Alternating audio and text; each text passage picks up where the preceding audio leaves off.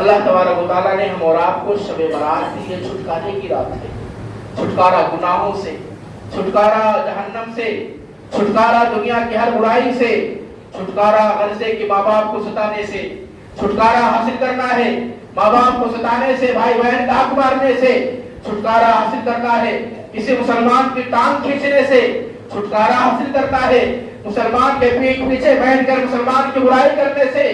چھٹکارا حاصل کرنا ہے مسلمانوں کے راستے میں آتے جاتے ہوئے ان کے راستے میں تکلیف دہ چیزوں کو رکھنے سے،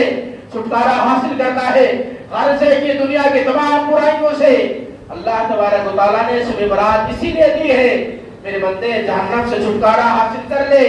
اور جہنم سے چھٹکارا ہوگا تو ساری برائیوں سے خود بخود چھٹکارا حاصل ہو جائے گا۔ اور شب برات ملی ہے اسی لیے۔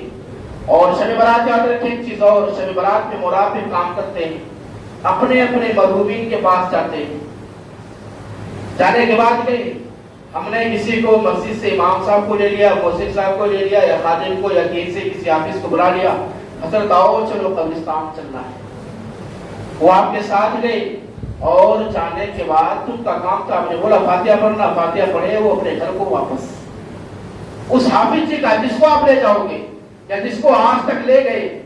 آپ کے باپ سے کیا رشتہ ہے اس کا؟ یا قبر میں جو آپ کی ماں سوئی ہے، آپ کی ماں سے اس کا کیا رشتہ ہے؟ یا اسی طریقے سے قبر میں اگر آپ کا بھائی سویا ہے، آپ کے بھائی سے اس حافظ جی یا مؤذن صاحب یا مفتی صاحب امام کا کیا رشتہ ہے؟ کچھ نہیں، رشتہ آپ کا ہے،